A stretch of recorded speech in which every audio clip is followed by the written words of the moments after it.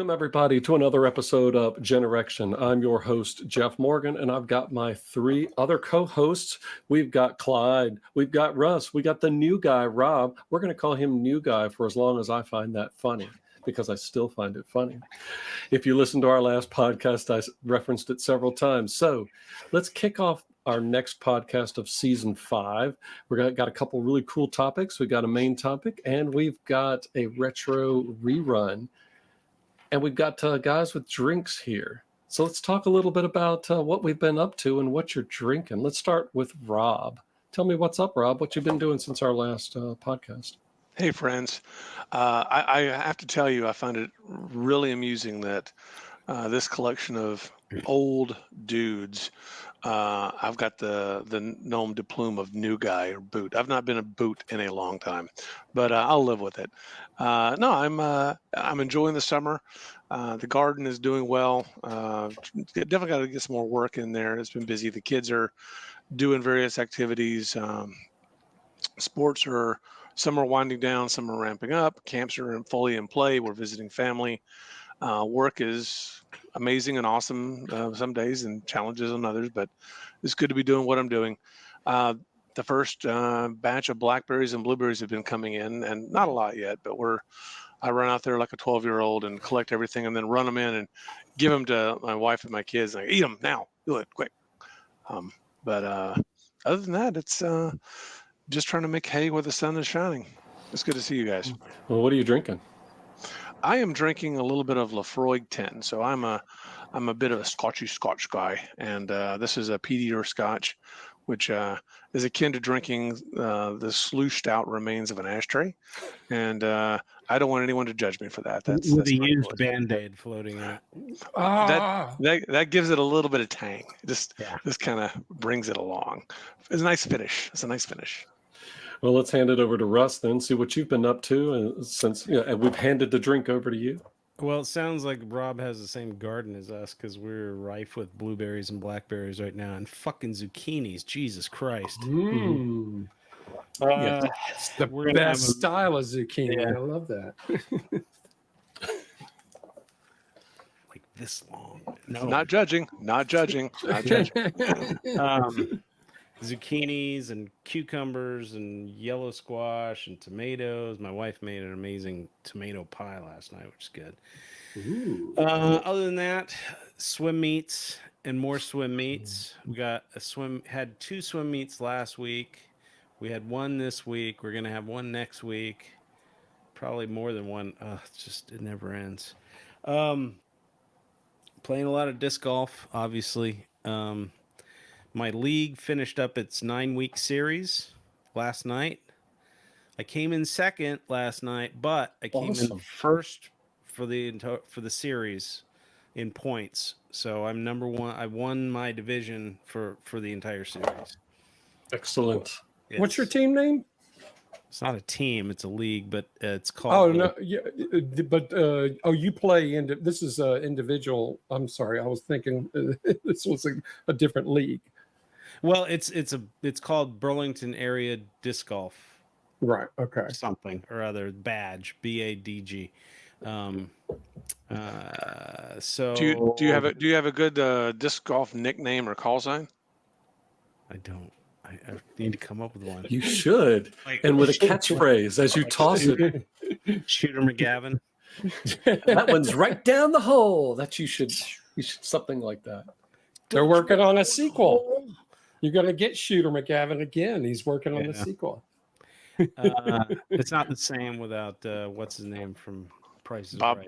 Bob Barker. Bob Barker. They had he and Adam Sandler had that great video a few years back where they revisited those characters and beat the snot out of each other. It was amazing. I am registered for a tournament on the 5th. It's at this private course in Raleigh that I've been wanting to play at, which I've never played yet, so I'll be playing it blind. But I got a couple buddies that are going to be playing there with me. What else? Oh, going camping this weekend up in Virginia with my parents. Yep. Cool. So Gonna go up in the big RV. They don't have the big RV anymore. Now they have one of those like old style like truck bed campers. Oh, what, fifth I mean, wheel it's or kind something? of no. The one that sits in the bed. Sits it. Oh, Yeah, like old school, but it's like high end for what those Yeah. are. We're just taking the pop up camper and gonna play a little disc golf on there. But other than that, do some family stuff, and hopefully it's not too fucking hot. Jesus Christ, yesterday was so hot. Oh.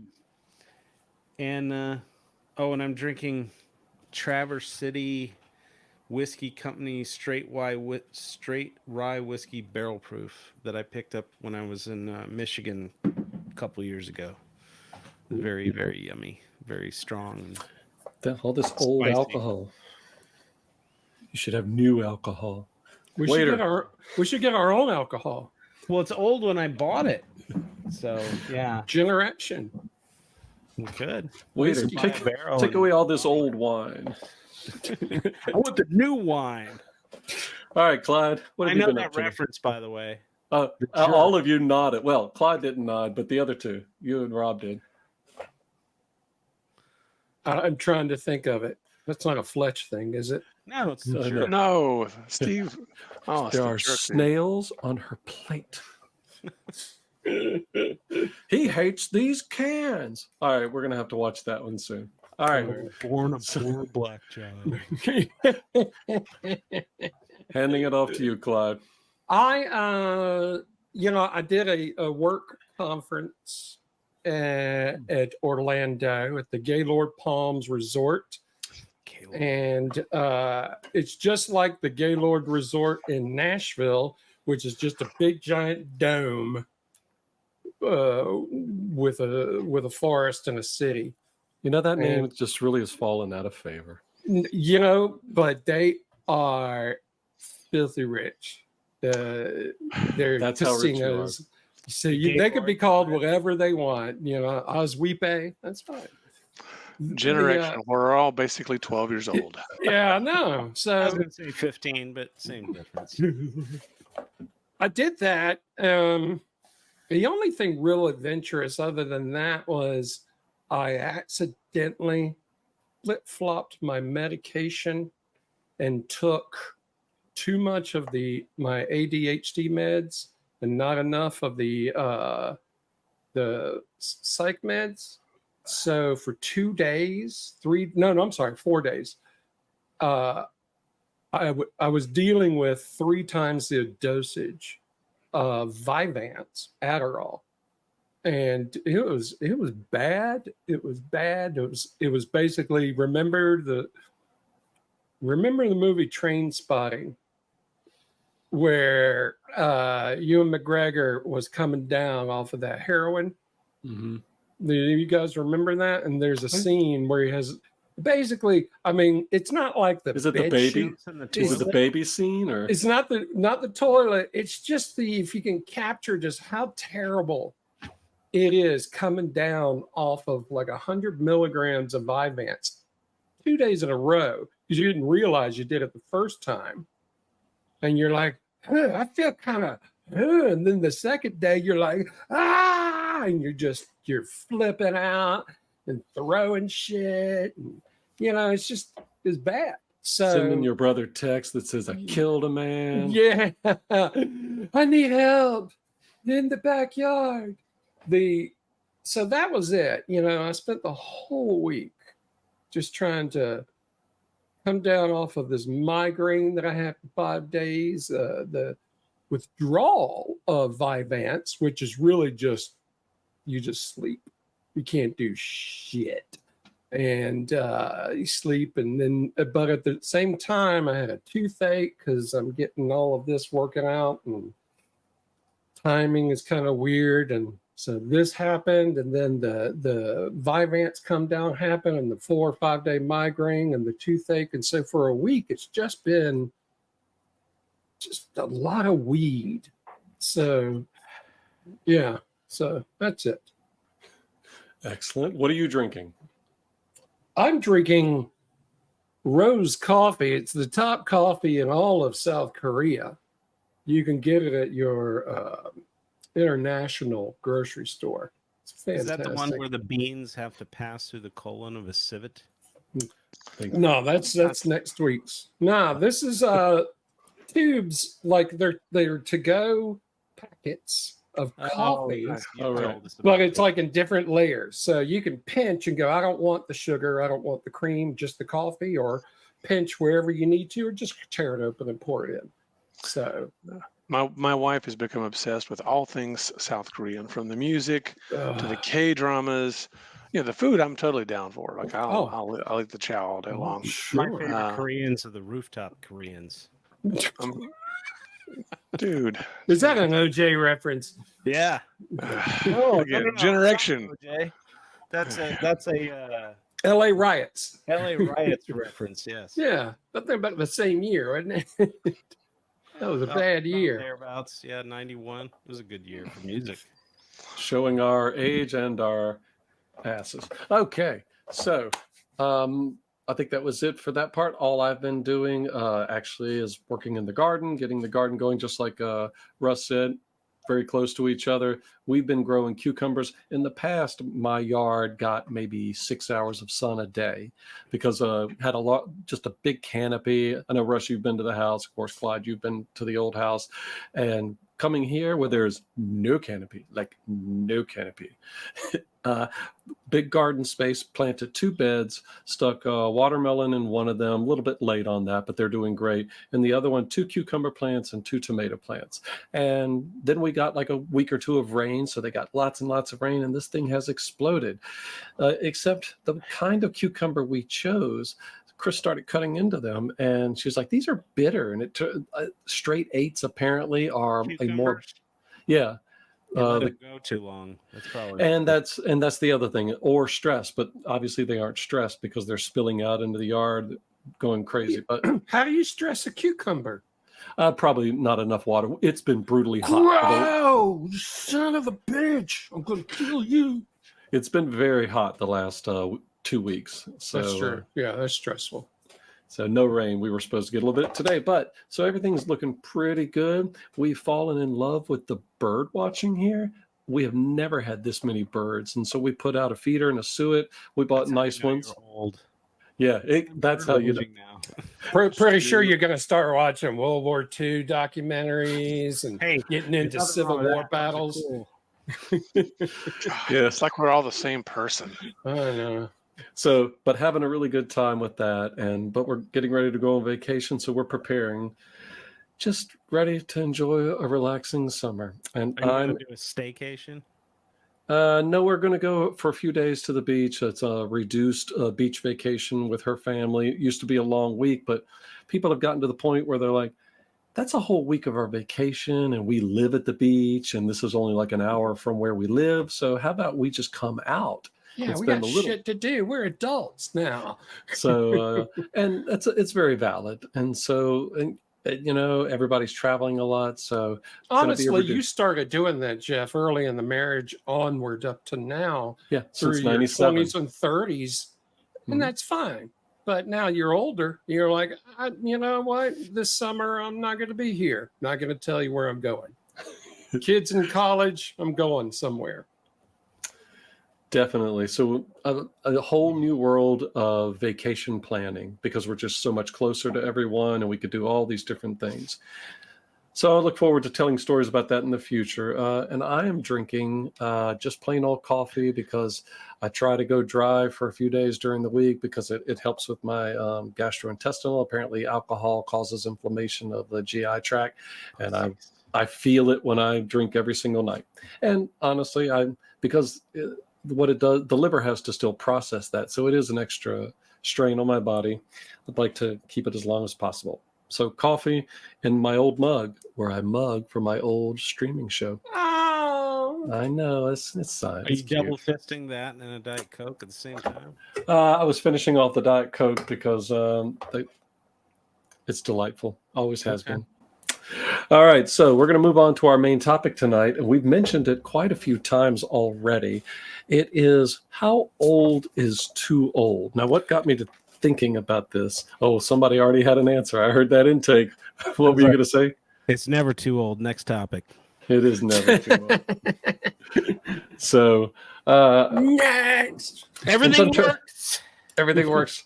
So when I think about it, this actually partially started from, I was listening to a podcast. It's called Hidden Brain. It's Shankar Vedantam, and he went through a few things where he was covering the human experience, and one of them was about death. And a woman did a study on the attitudes of the aging and the dying, and friendship, and whether they had meaningful relationships, because she had been a big proponent for trying to get people and young interns out into nursing homes and assisted living facilities to spend time with residents, because it's important to keep connections with these residents and keep up friendships with them.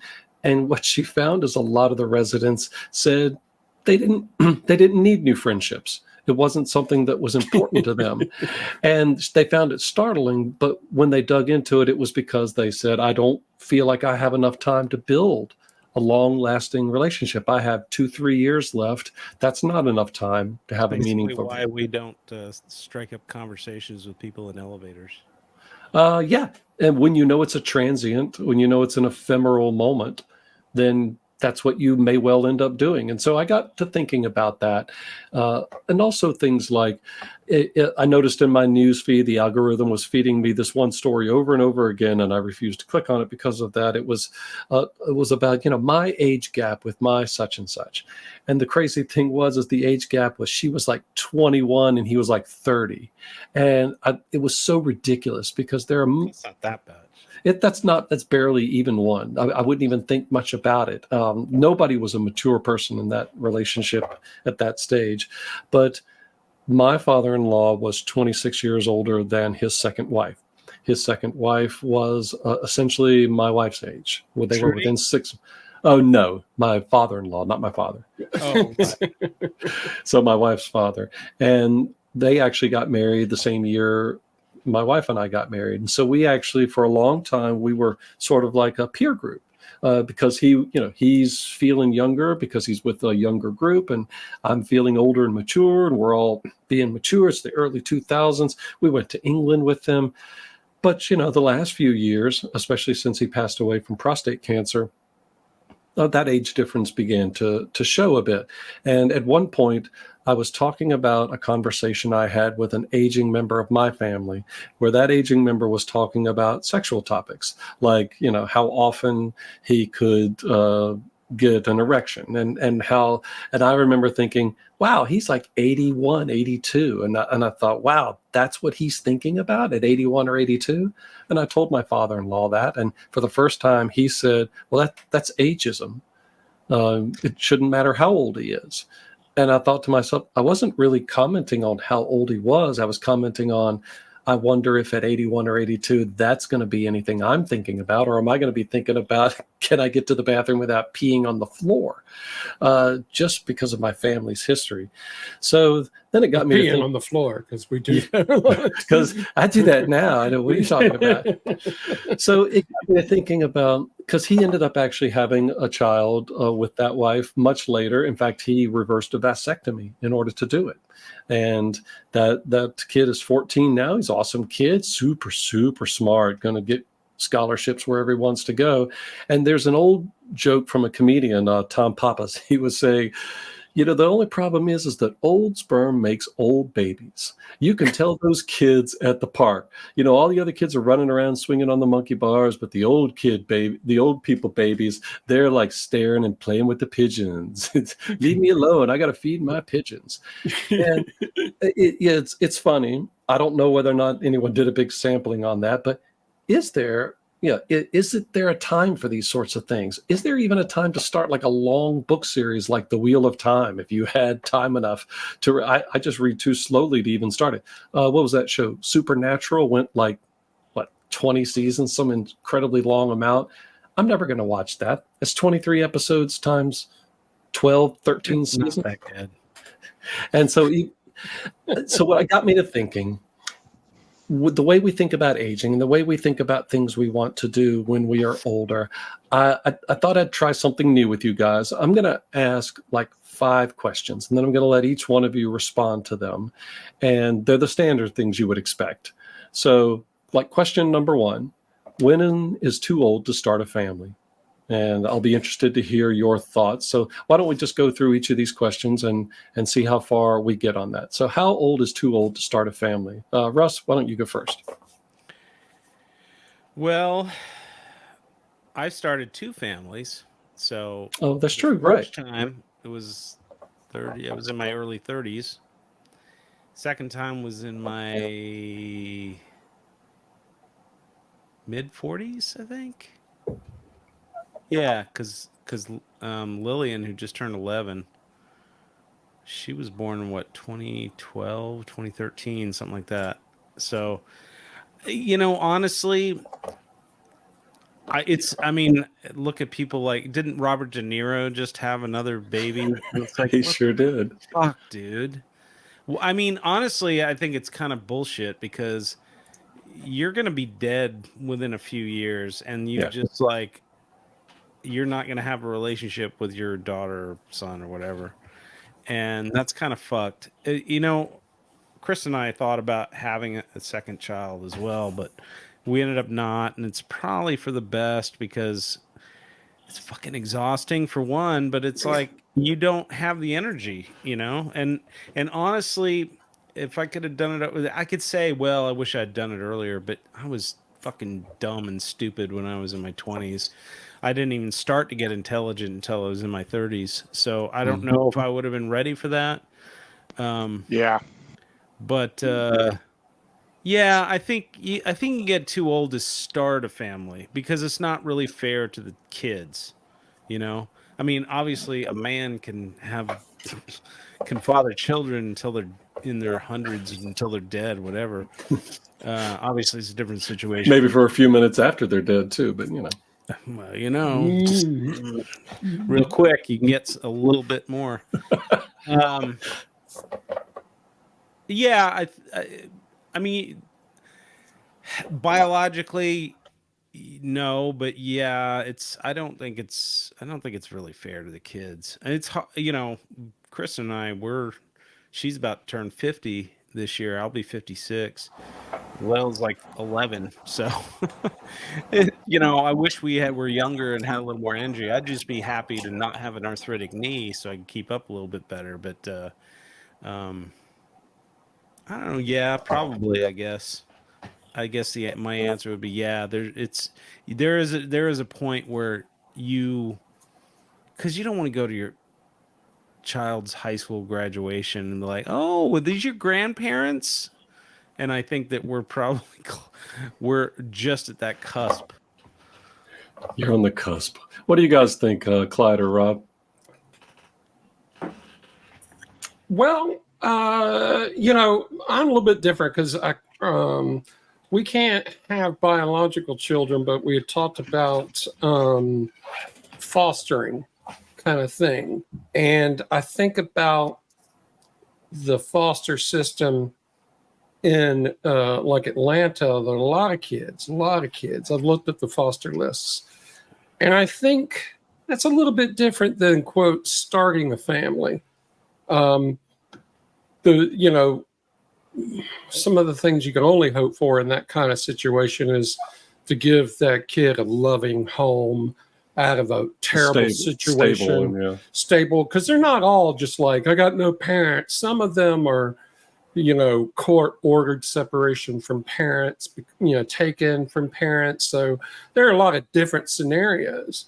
So, there are people that they foster for years and years, and but they establish a different kind of relationship. Is it like a family? I don't know. I would like to think that they would,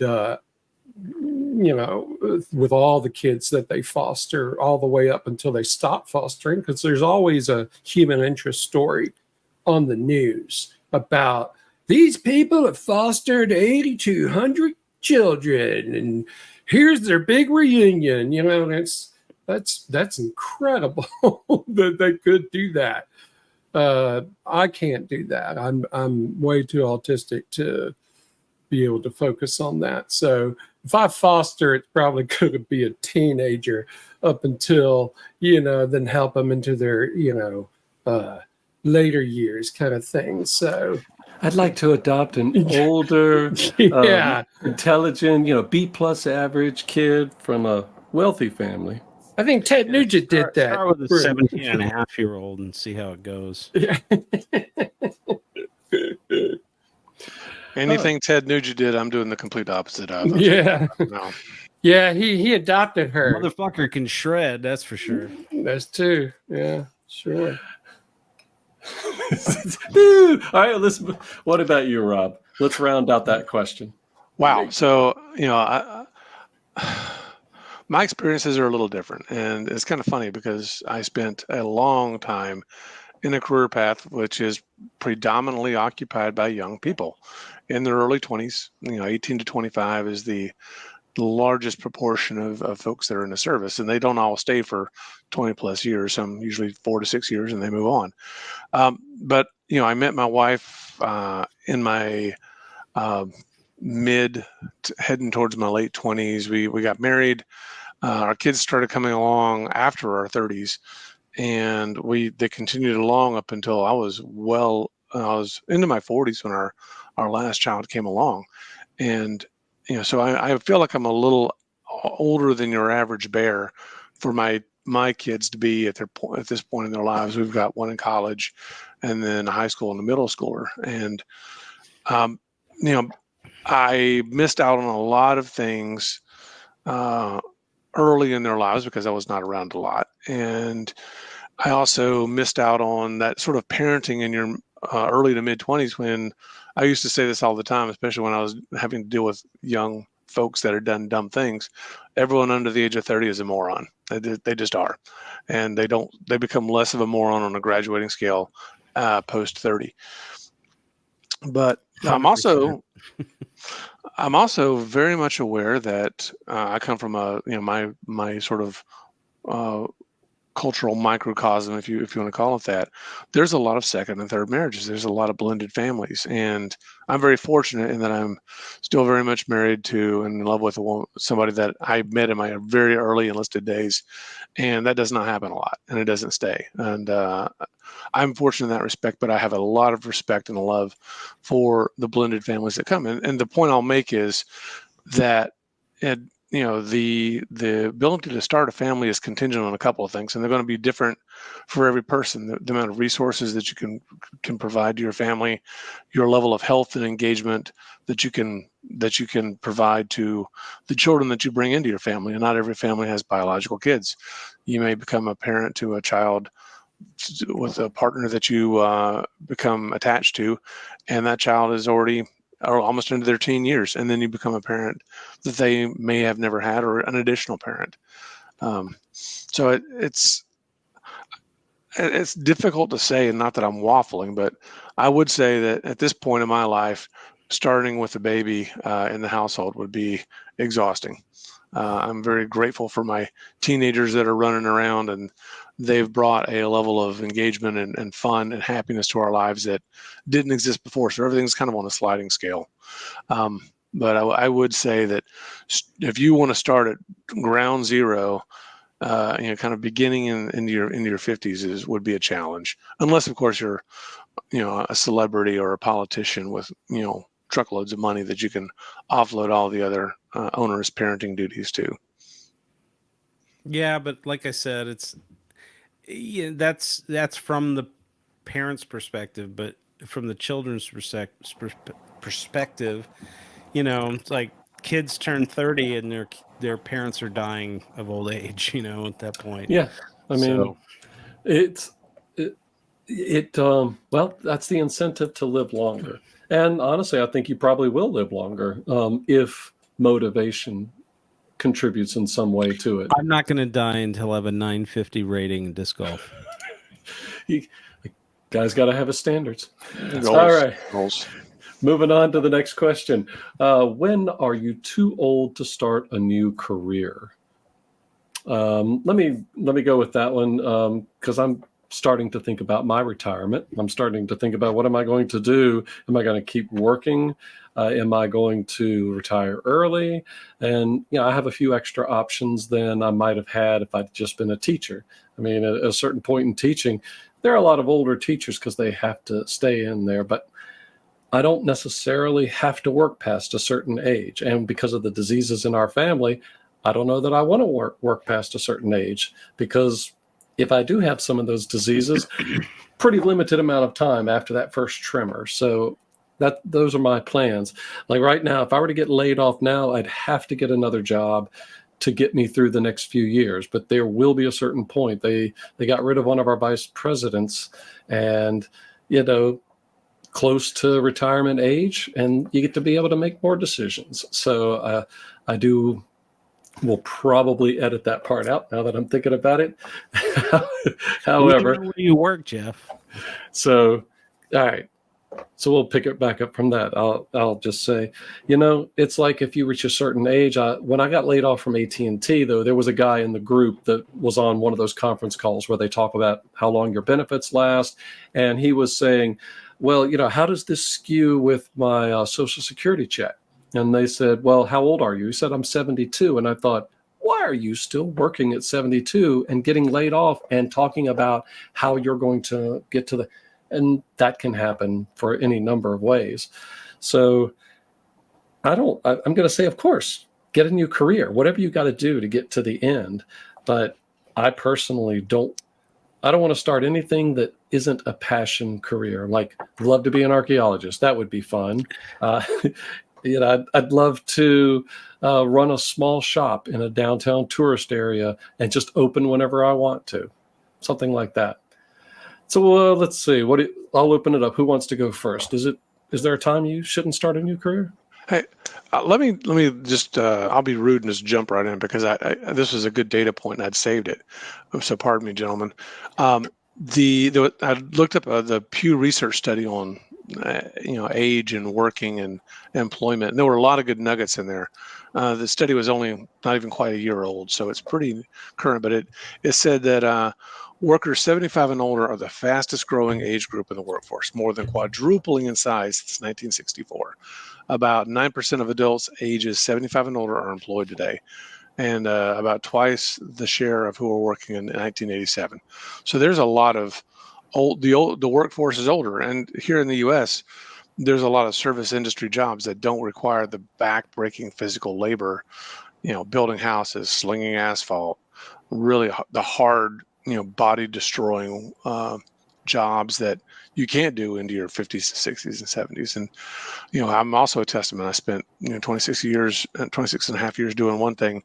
I'm now on a second career, and I'll be doing that for another 10 to 15 years until I can think about what I really want to do. What are you doing now? I work for the government.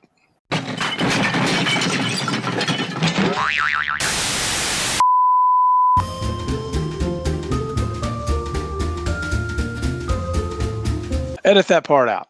Okay. So there's I think in especially in Western or more modernized nations where there's a larger service industry, there's a more sedentary, a larger proportion of sedentary brain power type jobs, you can work longer. You can work into your 60s and 70s if that's what you want. Yeah, at my level, you can absolutely work well into your 70s. But I wouldn't necessarily say if you were doing computer coding, maybe you could. There would be certain things I would worry about. I wouldn't want a brain surgeon who's 80-something working on me, but everything's robotic now, so maybe. What do you guys think, Clyde, Russ? Well, like in my field, I'm a software engineer.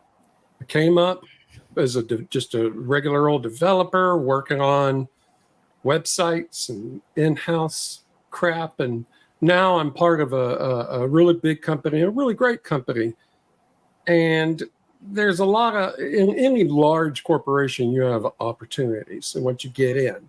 So it's like, if I wanted to change directions, the company I work for provides a path, but I'm still working within my field. I'm not changing careers so much as changing the department I'm working in. True, that's a good point. And I'm like, okay, yeah, sure. I want to be a YouTube star and and hang out with Mr. Beast with the kids are watching and TikToking. I'd love to do that. That'd be great. Love to be an archaeologist, but texture, can't do it. So I don't think there really is now too old of a I don't think there's a cutoff date for switching careers. If you're not switching careers because you need to eat and need to keep working into your 70s, you're switching careers because, well, maybe we're all living longer and life is kind of boring without trying something new. And unlike you, I would absolutely love to have a shop in a little, touristy town, and that would be my retirement. That'd be fantastic. Is that a career change? I don't know. It's the job I'm going to have until I die. I had a buddy of mine once. He was approaching retirement age from the service, the same as I was, and phenomenal person. Love him like a brother. And we used to joke all the time that we were going to open up a Bibles, board games, books, and bourbon store, cover all those things with a short order cook, and we would just be able to kind of meet all those needs. You gotta. I know that's a pretty niche, don't you think? I don't know. That would go well here. Yeah. King's Drug, King's Pharmacy, downtown Boone. It's a soda shop, gift shop. I remember. It had the train that would go around. Dude, it probably had Bibles in there somewhere. That's gone, and I think it turned into a soup kitchen. And then I think that may be closing down too. I have phenomenal memories of that because that is that kind of place. Rob, is the community it served so much, and decades before we got there. I'm totally down for that. Well, what about you, Russ? What is it? Is there a time when it's too old to start a new career? I'm going to expand on that topic a little bit, and I'm obviously going to bring it back to disc golf because, hear me out. If your career, definitely one thing, but it's never too late to start some things that you're passionate about. And I mean, I don't even remember the last time, if I ever did, had such a passionate focus on an activity like that. And it's not a career, and I have no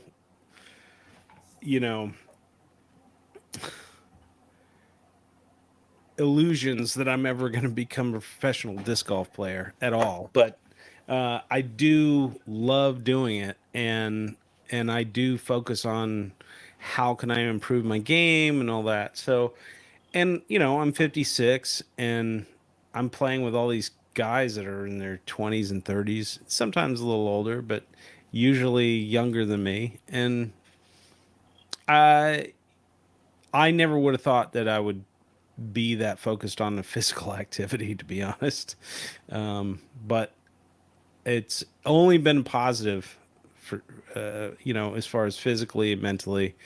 Now, as far as is it ever too late to start a career? I don't know. I don't see myself retiring anytime soon. I would like to retire where my current job is. I mean, I could if I put my mind to it, but the problem is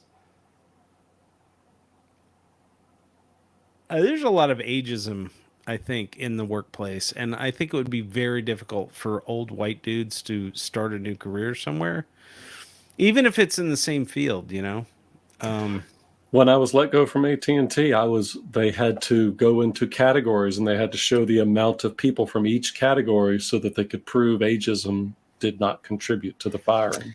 Yeah, well, there's ways to manipulate that. Oh, yeah, of course. But, it's funny, and and I'm going to take a big risk by saying this because there was something that recently happened to my job. So I may have to go retroactively say, please edit this part out. I know. I just thought about what I said too. Right. So everyone So- pause so we can get the edit right. All Okay. right, pause this. We may have to edit it out.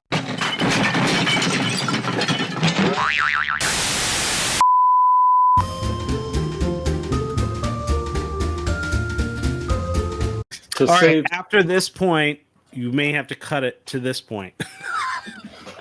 I've already got in mind several amusing cuts that I think will take care of Rob's concerns and your concerns. So, Right. all right, then we're going to do one last question, which will take us into our final retro rerun. When is too old? Is there an age beyond which you think humans should probably live? And let me just lead you with this You mean question. if you could like live to any age you wanted? Either that, if you want to take it from that end, or is there, if you're really thinking about it, no, I like, for example, how many generations should you span before the generations just lose track of you? Like great grandchildren. I mean, you can't really know your great grandchildren if they are exponentially working their way out. Basically, pretend you're a vampire.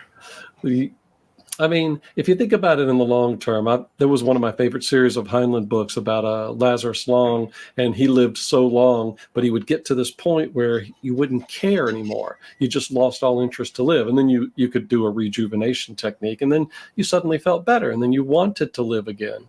So it kind of even goes to the point where you think, I don't know that I would want to live past 100. That seems like a breakdown of my body. It seems like at 100, my grandchildren, great grandchildren had their own lives. And if I don't have my own relationships, like we were talking about at the top of this, with other people, then really what am I living for? But if I suddenly got rejuvenated and I'm 25 again, I think I might change on that. So they showed that the human body probably has about a 120-year maximum just in the systems fully breaking down. Yes. Yeah. So I don't know. I think that probably as long as when you suddenly feel like you don't want to have anything new, when you're not interested in anything new, and I think that really just depends upon your body. I don't think I can answer it. I don't think there is a limit. I have some thoughts on this. Go for it. Is it about disc golf? No. Galactus. Is it an think about allegory disc for disc golf? No, it is not. So I think that your willingness to engage in the world is dependent upon your friends and family that still surround you and your connections with your youth, because I think your youth is integral to like what forms you as a human. And if the culture and the society in which you live in is so divorced from what you remember as a child, I can't, it would really kind of mind F you. No, I agree completely. I don't even know if I want to be a part of this. But I think that some people are like, oh, I'm fine with just sitting at home and watching my shows and then going to bed. But the other people, the adventurous types that I want to visit different countries and stuff like that, there's a lot of different things to experience in the world. So, I mean, I don't think everyone is capable of doing it. I think some people are capable of doing it. But it also means overcoming those other issues that I'm talking about, as far as like how different is the world changing from what you remember as a kid, how many people, your friends and family, are still alive. I think that has a huge impact on that question. I agree. Somebody go. I was just chewing on this.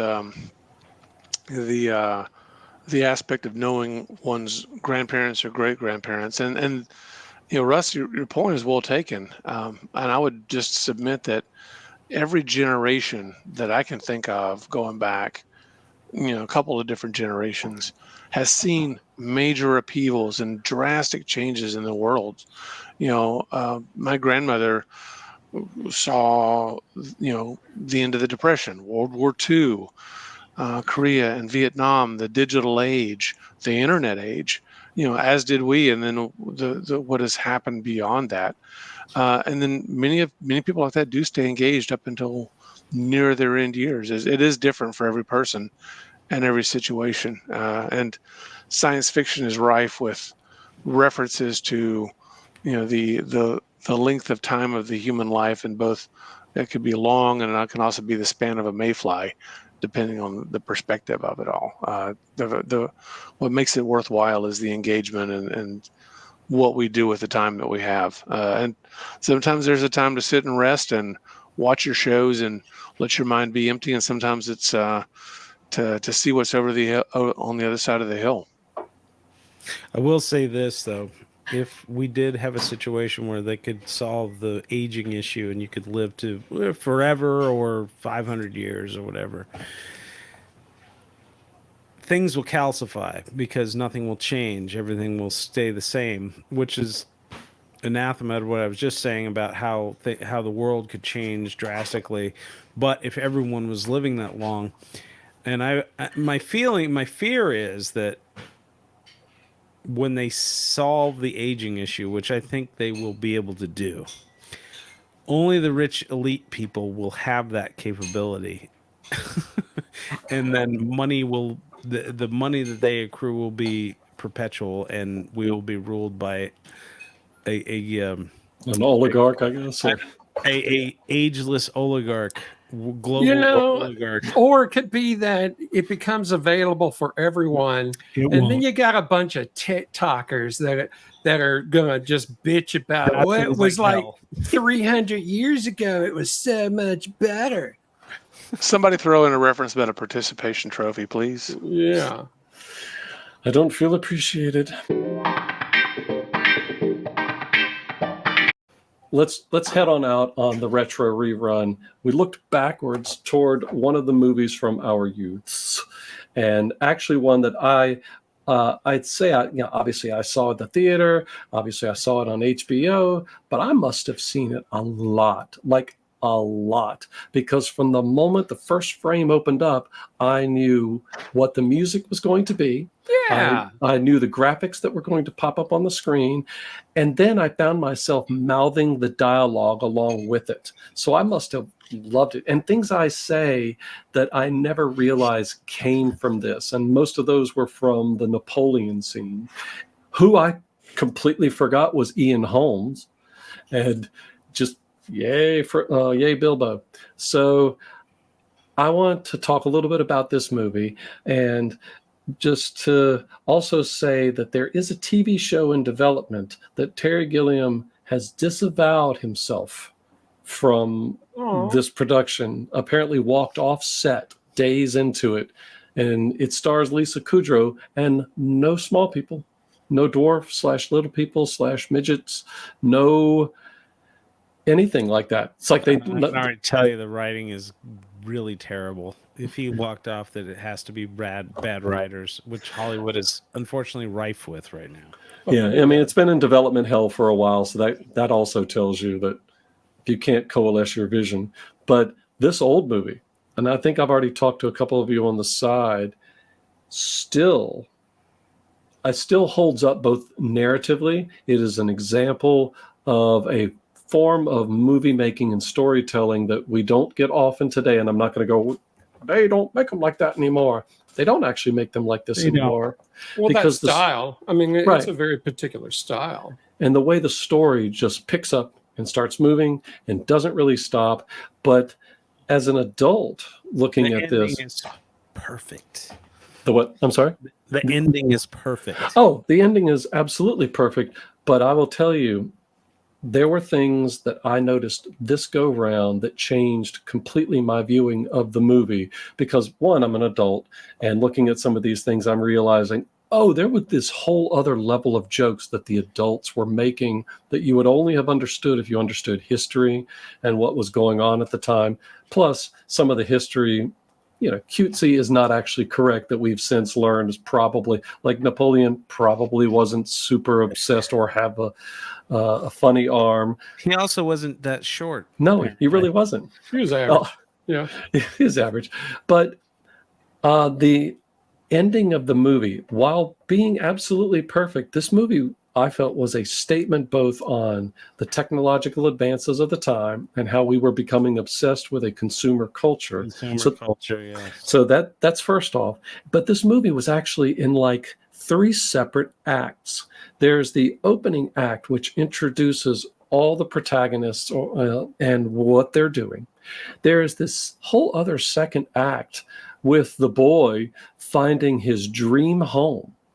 And of historical significance, something he is really interested in, which a kid of today wouldn't. If they redid the movie today, we'd have to pick a different set of stories they'd be interested in.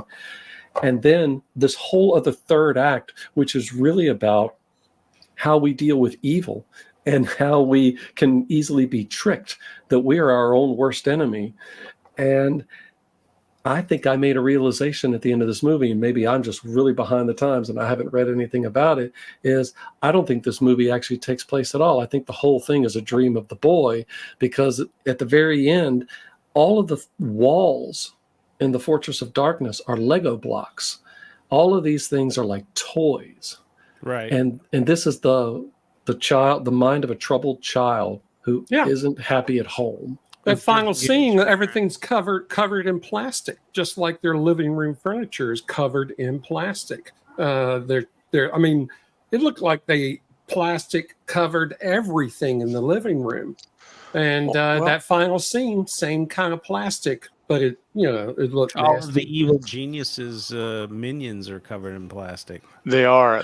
You're right. They're clear. They're covered in clear plastic, and that so struck me. And I will talk. I want to be sure I get a minute to talk about David Warner. Go ahead. Go ahead. Tell. Well, first off, the ending the piece with the dream it just wanged me in the brain. With Terry Gilliam in Brazil, like so much of the dream sequences or things occurring in the protagonist's head it's a pretty common theme. The same thing happened in Brazil, but David Warner, I don't think I appreciated how awesome he was as a kid, having watched it again now. And I'm a big David Warner fan, and I want to put a plug in right now because Jeff and I share similar love of Babylon 5. My favorite Babylon 5 episode was Grail, with David Warner as the knight errant searching for the Grail on the station. And he just chewed through every scene. He was the most likable evil villain I've seen in some time. I could not get enough of him throughout that entire movie. From destructing his minions to pining about he had figured out the code to the universe, which was everything digital and toasters and DVDs. It was absolutely brilliant. Well, I want to comment about seeing the movie, Jeff. Just like you said, it did occur to me how much I remembered every single movement, every single blocking of everything, and I remember, and that's because Nickelodeon must have made a big purchase, and they showed this along with all the Monty Python movies too. Wow! Over and over and over again in those early days when a new channel or TBS. So that's one thing. Another thing is, one thing that's bothered me is I don't like the color grading of the whole movie. It's very, very, very. But I know that's Terry Gilliam. It's the movie was made for $5 million, but he had an incredible group of people that were great at practical special effects. And I remember now as a kid being so damn stressed watching this movie when they're escaping and they're swinging. That stressed me out. So much of this movie stressed me out, and to the point where at the very end, when that thing happens, without ruining it for any listeners, I didn't like the ending. I never liked the ending. When I was young, I hated it. Yeah. I hated the ending because I'm like, what the, why would they do that to him? Now, as an adult, I kind of get sort of a God doesn't really care, good and evil are sort of tools that are used by us, but at his level, it's just, whatever. He wanted the supreme being who hinted that he's not the only supreme being, because he said, yes, I'm supposed to be the nice one. So oh no, I think that's actually a nice one as opposed to the evil genius of David. Well, okay. No, I'm going to get biblical on you. But the pantheon, whether there is, if you're talking about the Yahweh thing. Oh no, like Old Testament versus God versus New Testament God. Yeah. Right. Oh, that's true. Well, there was just something about the movie that, even though I watched it a lot, I was always stressed about and concerned about. But as an adult, I also see the Python influence that I didn't get through until college and comedy and acting.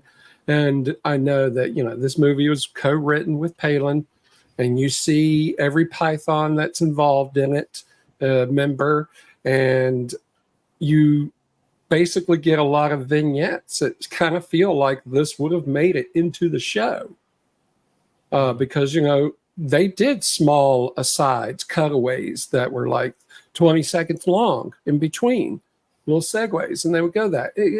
So you see that as an adult, especially with the Shelley Duvall, Michael Palin scenes. I love the Robin Hood stuff in there. It's happening again. It's happening again. I need some fruit.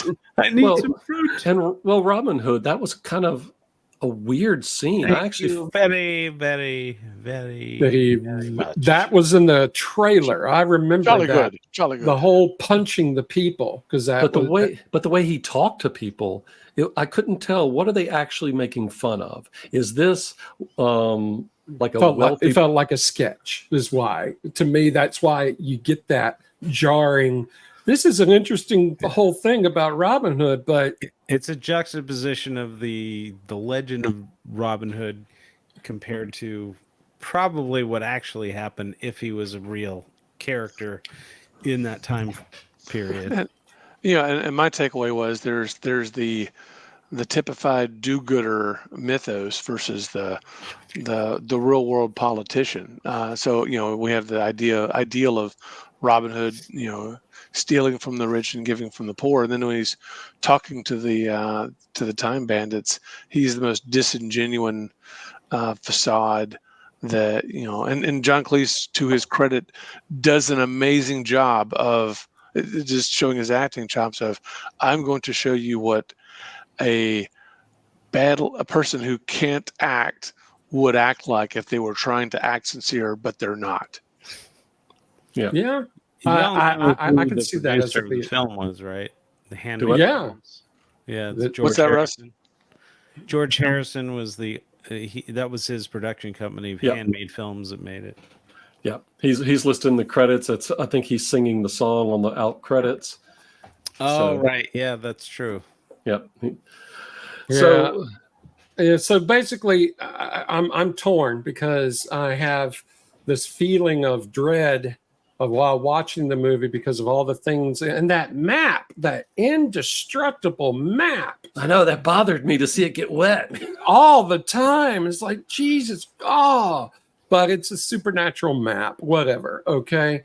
So that always bugged me, but watching it again today and looking for the threads, because we now know the journey that Gillum took as a filmmaker. And this is early in his filmmaker career, very early. And I think it was his first one post Python movies, right? Yeah. He was working on Brazil first, but he couldn't get that project started or something like that. So he did Time Bandits, and the studio's like, yeah, family film. And I'm sure that first screening was really. I mean, it is a great family film. You got little people, you got slapstick, you got they're the Stooges, and you've got high fantasy. You got Sean Connery, so you got that. Yeah, A fascinating interstitial in Morocco. And then you've got pure Monty Python, which people were like, yay, this is Monty Python too, right? Because you've been showing me that Robin Hood trailer all the time. So it was a home run all along, on every front. But I don't know. I'm still trying to get over just how it made me feel. I think I saw it 3 times in the theaters when it was new. I saw it a bunch. I loved it when I was a kid. Yeah, and that is a Sean Connery we don't see a lot of. Right. That, there's the very young, shaken, not stirred, not afraid to slap a woman. Sean Connery. 81. This was 81. Yeah, there's others. Yeah, so he was. I looked it up based on when he was born and when the movie was made. He was in his late 40s, and probably would have been like 51 when the movie came out. No, not that different than us. Hello. Yeah. Holy fuck, I'm old. You're older than Sean Connery when he was good. Well, he was still James Bond at that time. Was he? You would have known him as James Bond. Certainly. Yeah, he did come back and do that. Never Say Never Again. Yeah. I mean, he did too. I think he did too. Those. He was he was the money. He was who they spent the money on. So I do want to say something real quick about, you were mentioning Brazil. I loved that movie. It's very dark, very funny, all at the same time. And then I saw a cut that was made for American television.